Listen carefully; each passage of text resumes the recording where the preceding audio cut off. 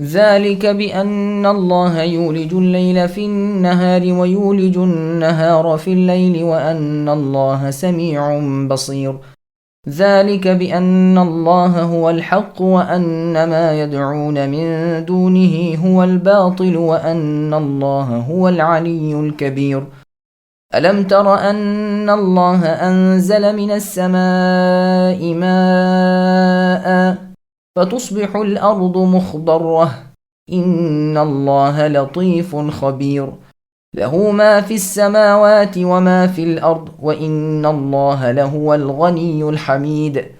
ألم تر أن الله سخر لكم ما في الأرض والفلك تجري في البحر بأمره ويمسك السماء أن تقع على الأرض إلا بإذنه إن الله بالناس لرؤوف رحيم.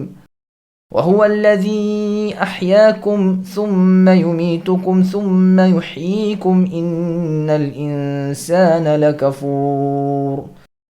یہ اس لیے کہ اللہ رات کو دن میں پہنچاتے ہیں اور دن کو رات میں لے جاتے ہیں، اور بے شک اللہ سننے والے دیکھنے والے ہیں۔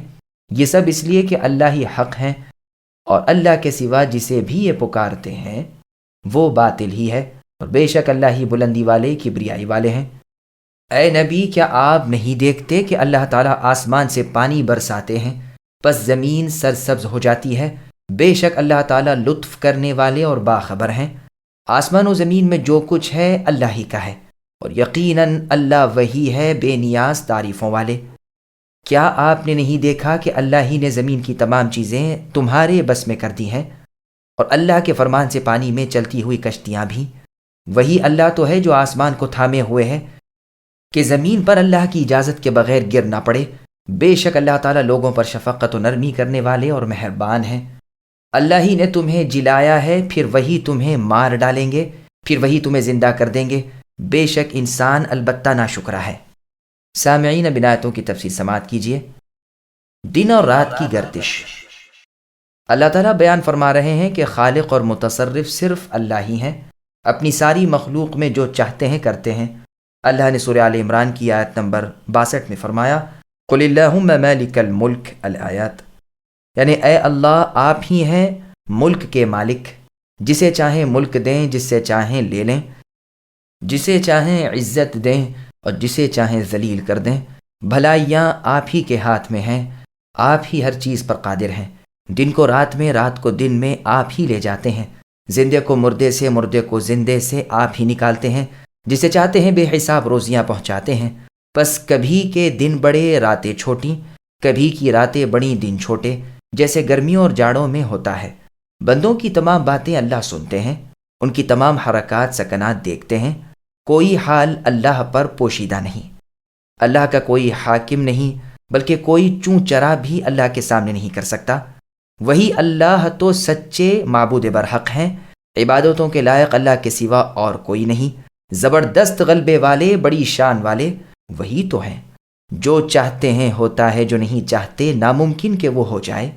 ہر شخص اللہ کے سامنے فقیر، ہر ایک اللہ کے آگے عاجز۔ اللہ کے سوا جسے یہ لوگ پوجیں وہ باطل، کوئی نفع نقصان کسی کے ہاتھ نہیں۔ وہ اللہ بلندیوں والے ہیں، ہر چیز اللہ کے ماتحت، اللہ کے زیر حکم۔ اللہ کے سوا کوئی معبود برحق نہیں، نہ اللہ کے سوا کوئی رب، نہ اللہ کے سوا کوئی بڑا، نہ اللہ پر کوئی غالب۔ وہ تقدس والے، وہ عزت و جلالت والے، ظالموں کی کہی ہوئی تمام نکمی باتوں سے اللہ پاک، سب خوبیوں والے، تمام نقصانات سے دور۔ دوبارہ زندہ ہونے کی مثال سے وضاحت۔ اللہ تعالیٰ اپنی عظیم الشان قدرت اور زبردست غلبے کو بیان فرما رہے ہیں کہ سوکھی غیر آباد مردہ زمین پر اللہ کے حکم سے ہوائیں ابر کو لاتی ہیں جو پانی برساتا ہے، اور وہی زمین آباد لہلہاتی ہوئی سرسبز ہو جاتی ہے، گویا جی اٹھتی ہے۔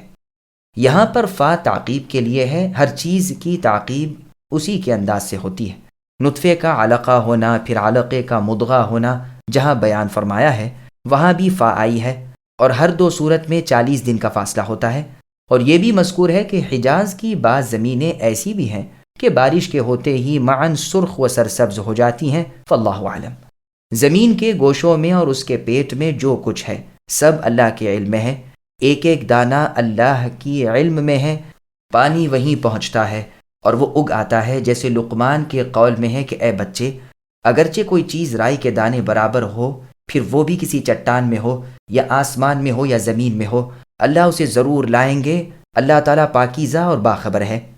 سورہ لقمان کی آیت نمبر 16 میں اس بات کا ذکر ہے، اور سورہ نمل کی آیت نمبر 25 میں ہے، جس کا ترجمہ ہے زمین و آسمان کی پوشیدگیاں اللہ ظاہر کر دیں گے۔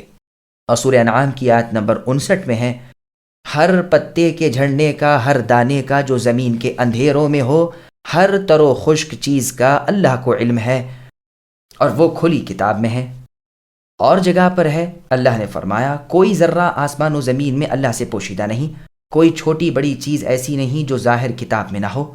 امیہ ابن ابی السلط یا زید ابن عمرو ابن نفیل کے قصیدے میں ہے، وَقُولَ لَهُ مَن يُنبِتُ الْحَبَّ فِي الثَّرَى فَيُصْبِحَ مِنْهُ الْبَقْلَ يَهْتَزُّ رَابِيًا وَيَخْرُجُ مِنْهُ حَبَّهُ فِي رُؤُوسِهِ فَفِي ذَاكَ آيَاتٌ لِمَنْ كَانَ وَاعِيًا۔ یعنی اے میرے دونوں پیغمبروں یعنی موسیٰ اور ہارون سے اللہ نے فرمایا، اس سے یعنی فرعون سے کہو کہ مٹی میں سے دانے کون نکالتا ہے کہ درخت پھوٹ کر جھومنے لگتا ہے اور اس کے سرے پر بال نکل آتی ہے۔ عقل مند کے لیے تو اس میں قدرت الہی کی ایک چھوڑ کئی ایک نشانیاں موجود ہیں۔ تمام کائنات کے مالک وہی اللہ تو ہیں، وہ ہر ایک چیز سے بے نیاز ہیں، ہر ایک اللہ کے سامنے فقیر اور اللہ کی بارگاہ عالیہ کا محتاج ہے۔ سب انسان اللہ کے غلام ہیں اور ساری کائنات اللہ کے غلام ہے۔ کیا تم نہیں دیکھ رہے کہ سارے جانور، جمادات، کھیتیاں، باغات اللہ نے تمہارے لیے اے انسانوں تمہارے فائدے کے لیے تمہاری ماتحتی میں دے رکھے ہیں۔ آسمان و زمین کی چیزیں تمہارے لیے سرگرداں ہیں۔ اللہ ہی کا احسان و فضل و کرم ہے کہ اللہ کے حکم سے کشتیاں تمہیں ادھر سے ادھر لے جاتی ہیں، تمہارے مال و متاع اس میں یہاں سے وہاں پہنچتے ہیں۔ پانی کو چیرتی ہوئی، موجوں کو کاٹتی ہوئی اللہ کے حکم سے ہواؤں کے ساتھ کشتیاں تمہارے نفع کے لیے چل رہی ہیں۔ یہاں کی ضرورت کی چیزیں وہاں سے، وہاں کی یہاں سے برابر پہنچتی رہتی ہیں۔ وہ آپ آسمان کو تھامے ہوئے ہے کہ زمین پر گر نہ پڑے، ورنہ ابھی وہ حکم دے تو یہ زمین پر آ رہے اور تم سب ہلاک ہو جاؤ۔ انسانوں کے گناہوں کے باوجود اللہ ان پر رأفت و شفقت، بندہ نوازی اور غلام پروری کر رہے ہیں، جیسے اللہ تعالیٰ نے سورہ رعد کی آیت نمبر 6 میں فرمایا، وَإِنَّ رَبَّكَ لَذُو مَغْفِرَةٍ لِلنَّاسِ عَلَى ظُلْمِهِمْ الآیہ۔ اور لوگوں کے گناہوں کے باوجود اللہ تعالیٰ ان پر صاحب مغفرت ہے۔ ہاں بے شک وہ سخت عذابوں والے بھی ہیں۔ اللہ ہی نے تمہیں پیدا کیا ہے، وہی تمہیں فنا کر دیں گے اور وہی تمہیں دوبارہ پیدا کر دیں گے، جیسا کہ اللہ تعالیٰ نے سورہ بقرہ کی آیت نمبر 28 میں فرمایا، کیف تکفرون باللہ وکنتم امواتا فاحیاکم الآیہ۔ یعنی تم اللہ کے ساتھ کیسے کفر کرتے ہو حالانکہ تم مردہ تھے، اللہ ہی نے تمہیں زندہ کیا، پھر وہی تمہیں مار ڈالیں گے، پھر دوبارہ زندہ کر دیں گے، پھر تم سب اللہ ہی کی طرف لوٹائے جاؤ گے۔ اور سورہ جاثیہ کی آیت نمبر 26 میں فرمایا، قل اللہ یحییکم ثم یمیتکم الآیہ۔ اے نبی کہہ دیجئے کہ اللہ ہی تمہیں جلاتے ہیں، پھر وہی تمہیں مار ڈالیں گے، پھر تمہیں قیامت والے دن جس کے آنے میں کوئی شبہ نہیں جمع کریں گے۔ اور سورہ غافر کی آیت نمبر 11 میں فرمایا، جس کا ترجمہ ہے، وہ کہیں گے کہ اے اللہ آپ نے ہمیں 2 دفعہ مارا اور 2 دفعہ جلایا۔ بس کلام کا مطلب یہ ہے کہ ایسے اللہ کے ساتھ تم دوسروں کو شریک کیوں ٹھہراتے ہو؟ اوروں کی عبادت اللہ کے ساتھ کیسے کرتے ہو؟ پیدا کرنے والے فقط اللہ ہی تو ہیں، روزی دینے والے صرف وہی، مالک و مختار فقط وہی۔ تم کچھ نہ تھے، اللہ نے تمہیں پیدا کر دیا، پھر تمہاری موت کے بعد پھر سے پیدا کریں گے، یعنی قیامت کے دن۔ انسان بڑا ہی ناشکرا ہے اور بے قدرہ ہے۔ لكل أمة جعلنا منسكا هم ناسكوه فلا ينازعنك في الأمر وادع إلى ربك إنك لعلى هدى مستقيم وإن جادلوك فقل الله أعلم بما تعملون الله يحكم بينكم يوم القيامة فيما كنتم فيه تختلفون۔ ہر امت کے لیے ہم نے عبادت کا ایک طریقہ مقرر کر دیا ہے جسے وہ بجا لانے والے ہیں، بس انہیں اس امر میں آپ سے جھگڑا نہ کرنا چاہیے۔ آپ اپنے پروردگار کی طرف لوگوں کو بلاتے رہیے، یقیناً آپ ٹھیک ہدایت پر ہی ہیں۔ پھر بھی اگر یہ لوگ آپ سے الجھنے لگیں تو آپ کہہ دینا کہ تمہارے اعمال سے اللہ بخوبی واقف ہیں، بے شک تمہارے سب کے اختلاف کا فیصلہ قیامت والے دن اللہ تعالیٰ خود آپ ہی کر دیں گے۔ سامعین، اب ان آیتوں کی تفسیر سماعت کیجیے۔ ہر قوم کی شریعت کا تذکرہ۔ اصل میں عربی زبان میں منسک کا لفظی ترجمہ اس جگہ کا ہے جہاں کے جانے آنے کی انسان عادت ڈال لے۔ احکام حج کی بجاوری کو اسی لیے مناسک کہا جاتا ہے کہ لوگ بار بار وہاں جاتے ہیں اور ٹھہرتے ہیں۔ منقول ہے کہ مراد یہاں یہ ہے کہ ہر امت کے پیغمبر کے لیے ہم نے شریعت مقرر کی ہے، تو اس امر میں یہ لوگ نہ لڑیں، سے مراد یہ مشرک لوگ ہیں۔ اور اگر مراد ہر امت کے بطور قدرت کے ان کے افعال کا مقرر کرنا ہے، جیسے سورہ بقرہ کی آیت نمبر 148 میں فرمان ہے کہ ہر ایک کے لیے سمت ہے جدھر وہ متوجہ ہوتا ہے، یہاں بھی ہے کہ وہ اس کے بجا لانے والے ہیں، تو ضمیر کا اعادہ بھی خود ان پر ہی ہے، یعنی یہ سب اللہ کی قدرت اور ارادہ رب سے کر رہے ہیں۔ تو ان کے جھگڑنے سے آپ اے نبی بد دل نہ ہوا کیجیے اور حق سے نہ ہٹ جائیے، اپنے رب کی طرف بلاتے رہیے اور اپنی ہدایت و استقامت کے کامل یقین پر رہیے۔ یہی راستہ حق سے ملانے والا اور مقصود کو کامیابی سے گودیوں میں لا ڈالنے والا ہے، جیسے اللہ نے سورہ قصص کی آیت نمبر 87 میں فرمایا، وَلَا يَصُدَّنَّكَ عَنْ آيَاتِ اللَّهِ الْآيَةِ۔ خبردار کہیں یہ لوگ آپ کو اے نبی اللہ کی آیتوں کے آپ کے پاس پہنچ جانے پر بھی ان سے روک نہ دیں، اپنے رب کے راستے کی دعوت عام دیتے رہیے۔ اس پر بھی اگر کوئی ٹھہر جائے تو اس سے پلہ جھاڑ لیجئے، کہہ دیجئے کہ اللہ تمہارے اعمال دیکھ رہے ہیں، جیسے کئی جگہ اسی مضمون کو دہرایا ہے۔ سورہ یونس کی آیت نمبر 41 میں ہے، جس کا ترجمہ ہے کہ اگر اے نبی یہ آپ کو جھٹلائیں تو ان سے آپ کہہ دیجئے کہ میرے لیے میرا عمل ہے اور تمہارے لیے تمہارے عمل ہے، تم میرے اعمال سے بری ہو، میں تمہارے کرتوت سے بیزار ہوں۔ بس یہاں بھی ان کے کان کھول دیے کہ اللہ تعالیٰ تمہارے اعمال سے باخبر ہے، وہ تمہاری ادنا سے ادنا حرکت کو بھی جانتے ہیں، اور وہی ہم تم میں کافی شاہد ہے۔ قیامت کے دن ہم تم میں فیصلہ اللہ خود آپ ہی کر دیں گے، اور اس وقت سارے اختلافات مٹ جائیں گے، جیسے فرمان ہے، اے نبی آپ اسی کی دعوت دیتے رہیے اور ہمارے حکم پر جمے رہیے اور کسی کی خواہش کے پیچھے نہ لگ جائیے، اور صاف اعلان کر دیجئے کہ اللہ کی نازل کی ہوئی کتاب پر میرا ایمان ہے۔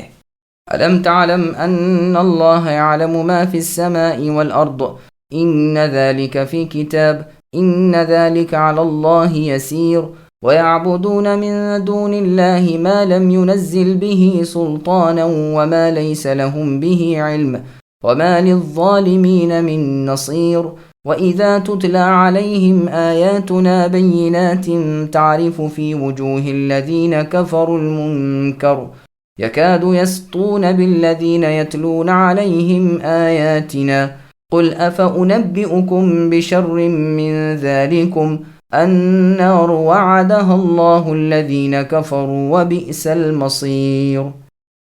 اے نبی، کیا آپ کو اتنا بھی علم نہیں کہ آسمان و زمین کی ہر چیز اللہ کے علم میں ہے؟ یہ سب لکھی ہوئی کتاب میں محفوظ ہے۔ اللہ تعالیٰ پر تو یہ امر بالکل آسان ہے۔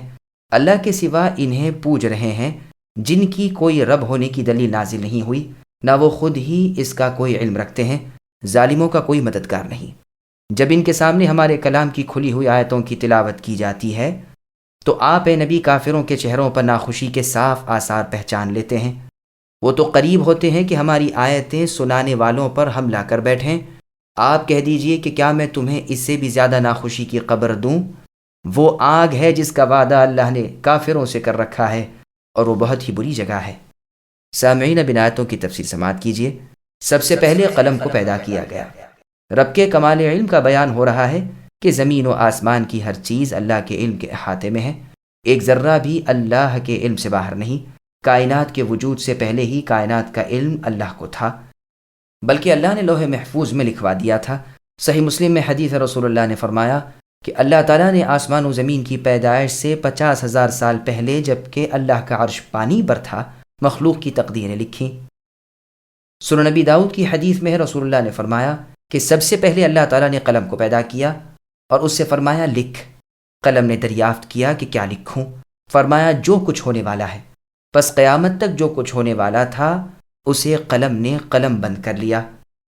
ابن عباس رضی اللہ عنہما کا قول ہے کہ 100 سال کی راہ میں اللہ تعالیٰ نے لوح محفوظ کو پیدا کیا، اور مخلوق کی پیدائش سے پہلے جبکہ اللہ تعالیٰ عرش پر تھے قلم کو لکھنے کا حکم دیا۔ قلم نے پوچھا کیا لکھوں؟ فرمایا میرا علم جو مخلوق کے متعلق قیامت تک ہے۔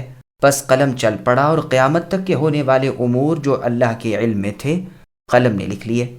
بس اسی کو اپنے نبی محمد صلی اللہ علیہ وسلم سے اس آیت میں اللہ تعالیٰ فرما رہے ہیں کہ اے نبی کیا آپ نہیں جانتے کہ آسمان و زمین کی ہر ایک چیز کا میں عالم ہوں؟ بس یہ اللہ کا کمال علم ہے کہ چیز کے وجود سے پہلے اسے معلوم ہے، بلکہ لکھ بھی لیا ہے، اور وہ سب یوں ہی واقع میں ہونے والا ہے۔ بندوں کے تمام اعمال کا علم ان کے عمل سے پہلے اللہ کو ہے۔ وہ جو کرتے ہیں اس کے کرنے سے پہلے اللہ جانتے تھے۔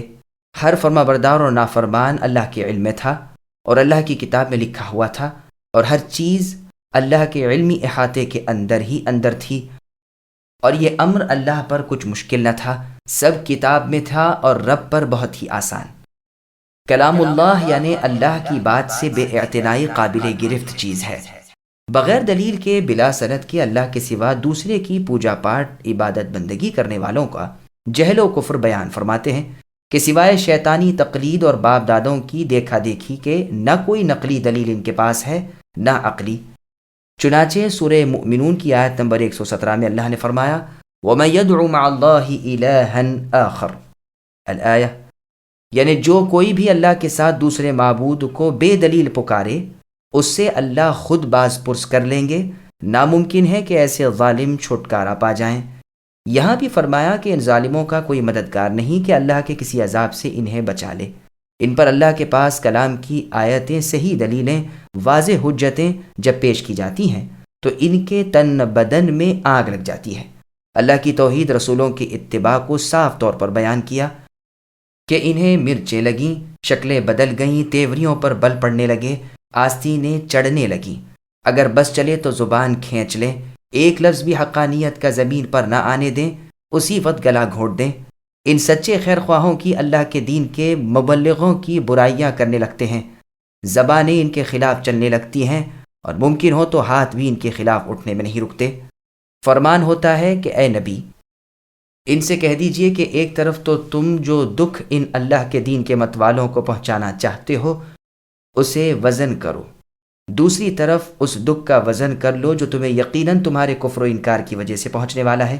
پھر دیکھو کہ بدترین چیز کون سی ہے، وہ آتش دوزخ اور وہاں کے طرح طرح کے عذاب، یا جو تکلیف تم ان سچے موحدوں کو پہنچانا چاہتے ہو، گو یہ بھی تمہارے ارادے ہی ارادے ہیں۔ اب تم بھی سمجھ لو کہ جہنم کیسی بری جگہ ہے، کس قدر ہولناک ہے، کس قدر ایذا دہندہ ہے، اور کتنی مشکل والی جگہ ہے۔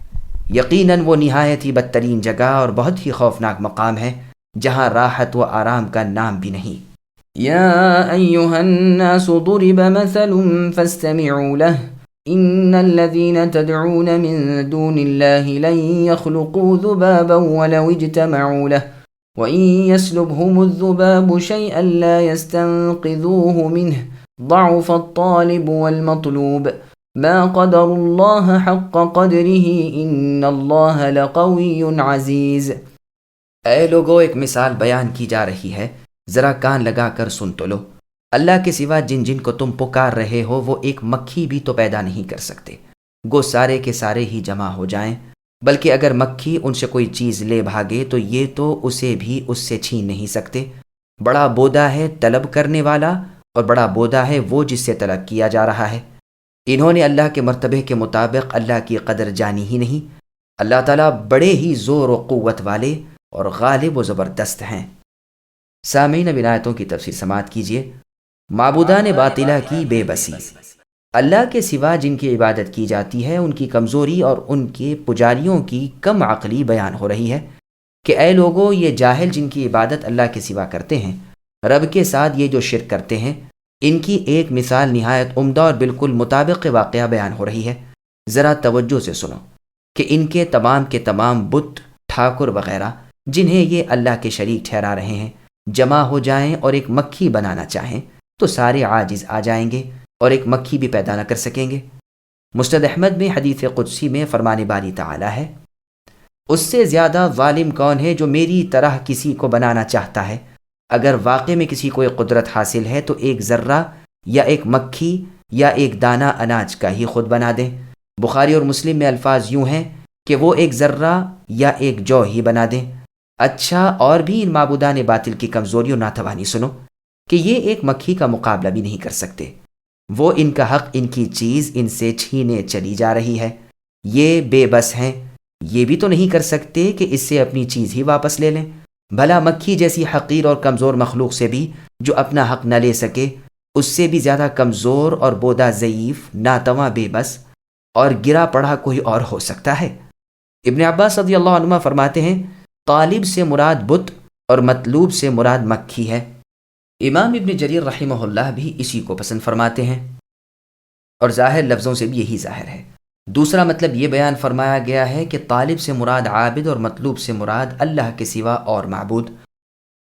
اللہ کی قدر و عظمت ہی ان کے دلوں میں نہیں رچی۔ اگر ایسا ہوتا تو اتنے بڑے طاقتور، مضبوط اور توانا اللہ کے ساتھ اللہ کی مخلوق میں سے ایسی ذلیل مخلوق کو کیوں شریک کر لیتے جسے مکھی اڑانے کی بھی قدرت نہ ہو، جیسے مشرکین قریش کے بت تھے۔ اللہ اپنی قدرت و قوت میں یکتا ہیں، تمام چیزیں بے نمونہ سب سے پہلی پیدائش میں اللہ ہی نے پیدا کر دی ہیں، بلا اس کے کہ کسی ایک سے بھی مدد لے، مشورہ لے، شریک کرے، پھر سب کو ہلاک کر کے دوبارہ اس سے بھی زیادہ آسانی سے پیدا کرنے پر اللہ تعالیٰ پوری طرح قادر ہیں۔ وہ اللہ تو بڑی مضبوط پکڑ والے، ابتدا اور اعادہ کرنے والے، رزق دینے والے اور بے انداز قوت رکھنے والے ہیں۔ سب کچھ اللہ کے سامنے پست ہے۔ کوئی اللہ کے ارادے کو بدلنے والا، اللہ کے فرمان کو ٹالنے والا، اللہ کی عظمت اور سلطنت کا مقابلہ کرنے والا نہیں۔ وہ اللہ اکیلے ہیں، سب پر غالب ہیں۔ اللہ یصطفی من الملائکۃ رسلا ومن الناس ان اللہ سمیع بصیر یعلم ما بین ایدیہم وما خلفہم وإلی اللہ ترجع الامور۔ فرشتوں میں سے اور انسانوں میں سے رسولوں کو اللہ ہی چھانٹ لیتے ہیں، بے شک اللہ تعالیٰ سننے والے، دیکھنے والے ہیں۔ وہ بخوبی جانتے ہیں جو کچھ ان کے آگے ہے اور جو کچھ ان کے پیچھے ہے، اور اللہ ہی کی طرف سب کام لوٹائے جاتے ہیں۔ سامعین، اب آیتوں کی تفسیر سماعت کیجیے۔ منصب رسالت کا حقدار کون؟ اپنی مقرر کردہ تقدیر کے جاری کرنے اور اپنی مقرر کردہ شریعت کو اپنے رسول محمد صلی اللہ علیہ وسلم تک پہنچانے کے لیے اللہ تعالیٰ جس فرشتے کو چاہتے ہیں مقرر کر لیتے ہیں۔ اسی طرح لوگوں میں سے بھی پیغمبری کی خلعت سے جسے چاہتے ہیں نوازتے ہیں۔ بندوں کے اقوال سب وہ سنتے ہیں، ایک ایک بندہ اور اس کے اعمال اللہ کی نگاہ میں ہیں۔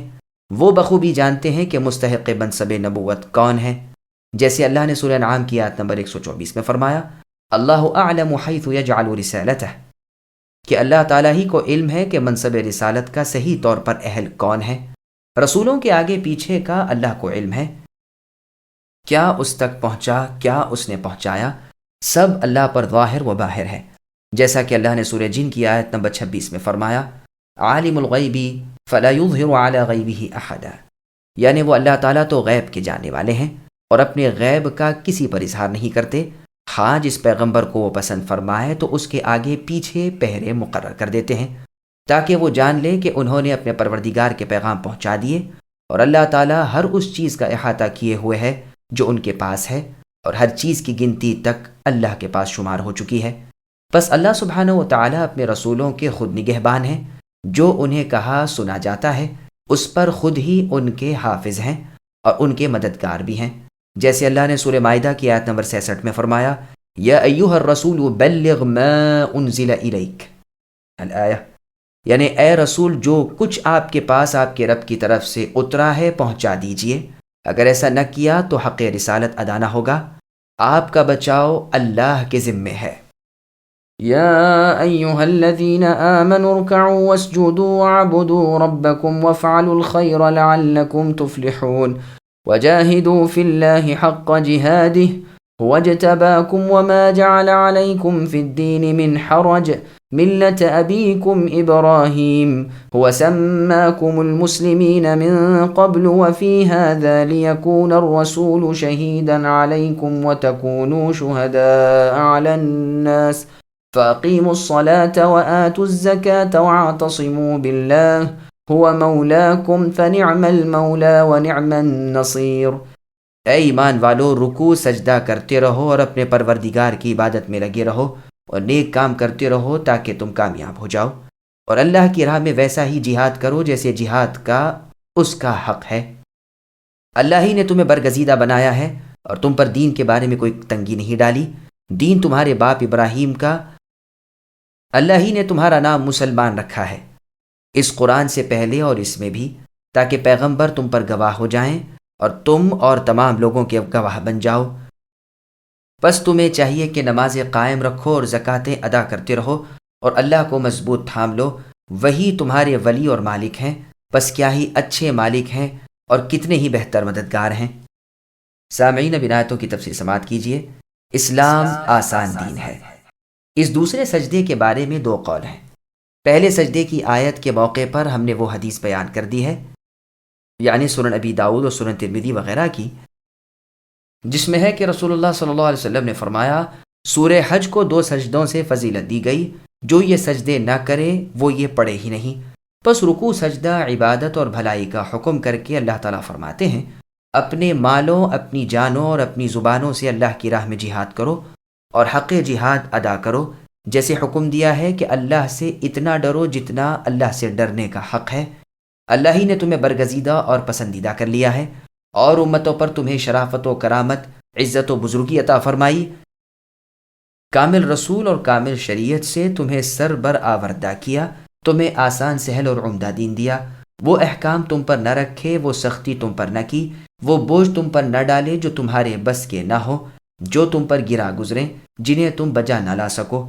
اسلام کے بعد سب سے اعلیٰ اور سب سے زیادہ تاکید والا رکن نماز ہے۔ اسے دیکھیے، گھر میں آرام سے بیٹھے ہوئے ہوں تو 4 رکعتیں فرض، اور پھر اگر سفر ہو تو وہ بھی 2 ہی رہ جائیں، اور خوف میں تو حدیث کے مطابق صرف 1 ہی رکعت، جیسا کہ صحیح مسلم میں ہے، وہ بھی سواری پر ہو تو اور پیدل ہو تو رو بقبلہ ہو تو اور دوسری طرف توجہ ہو۔ تو اسی طرح یہی حکم سفر کی نفل نماز کا ہے کہ جس طرف سواری کا منہ ہو پڑھ سکتے ہیں۔ پھر نماز کا قیام بھی بوجہ بیماری کے ساقط ہو جاتا ہے، مریض بیٹھ کر نماز پڑھ سکتا ہے، اس کی بھی طاقت نہ ہو تو لیٹے لیٹے ادا کر لے۔ اسی طرح اور فرائض اور واجبات کو دیکھو کہ کس قدر ان میں اللہ تعالیٰ نے آسانیاں رکھی ہیں۔ چنانچہ صحیح بخاری اور مسلم میں ہے، رسول اللہ صلی اللہ علیہ وسلم نے جب معاذ اور ابو موسیٰ الاشعری رضی اللہ عنہما کو یمن کا امیر بنا کر بھیجا تو فرمایا تھا، خوشخبری سنانا، نفرت نہ دلانا، آسانی کرنا، سختی نہ کرنا، اور بھی اس مضمون کی بہت سی حدیثیں ہیں۔ چنانچہ تفسیر ابن جریر طبری میں ہے، ابن عباس رضی اللہ عنہما اس آیت کی یہی تفسیر کرتے ہیں کہ تمہارے دین میں کوئی تنگی و سختی نہیں۔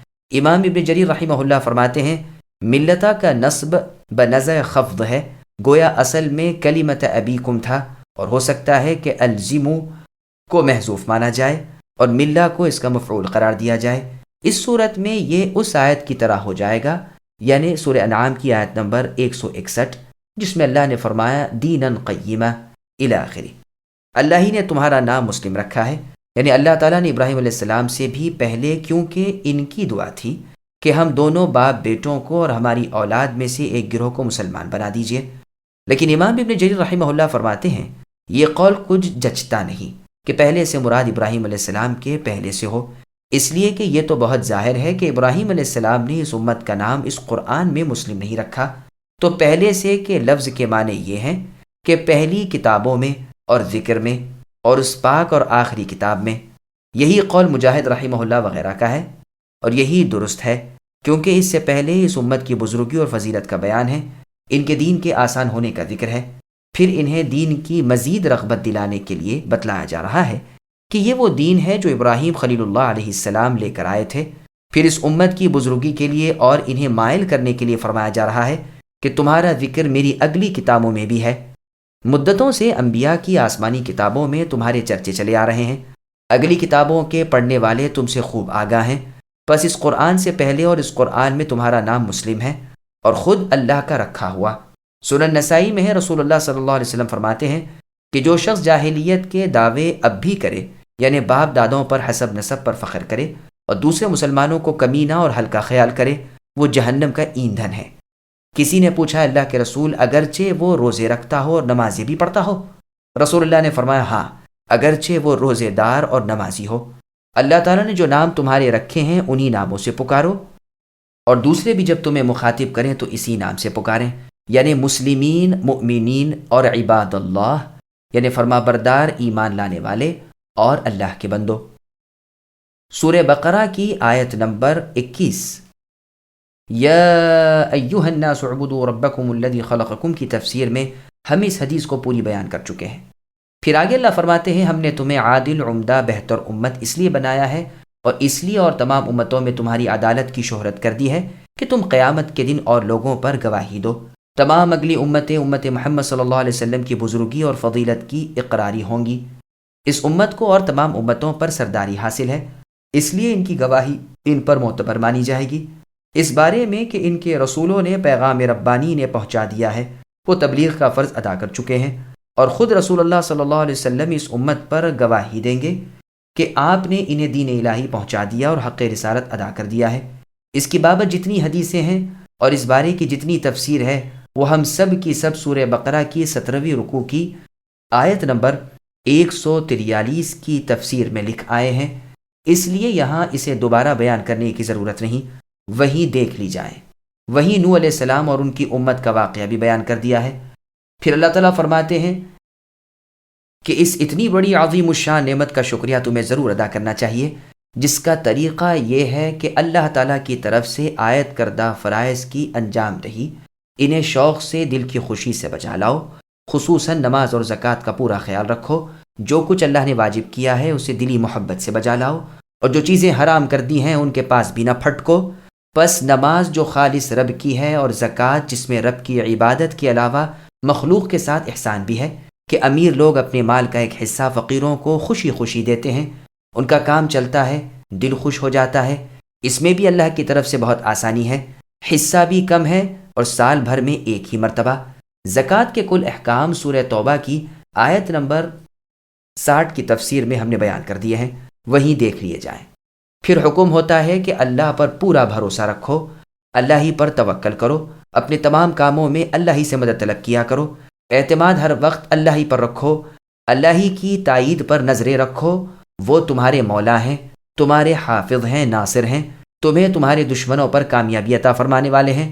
وہ جس کے ولی بن گئے اسے کسی اور کی ولایت کی ضرورت نہیں، سب سے بہتر ولی وہی تو ہیں، سب سے بہتر مددگار اللہ ہی ہیں۔ تمام دنیا گو دشمن ہو جائے لیکن وہ اللہ سب پر قادر ہیں اور سب سے زیادہ قوی اور طاقتور ہیں۔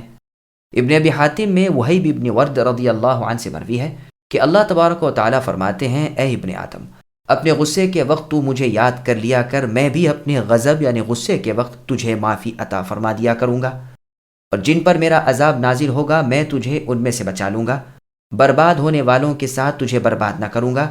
اے ابن آدم، جب تجھ پر ظلم کیا جائے تو صبر و سہار سے کام لے، مجھ پر نگاہیں رکھ، میری مدد پر بھروسہ رکھ، میری امداد پر راضی رہ، یاد رکھ میں تیری مدد کروں، یہ اس سے بہت بہتر ہے کہ تو آپ اپنی مدد کرے۔ اللہ تعالی ہمیں بھلائیوں کی توفیق دیں، اپنی امداد نصیب فرمائے، آمین۔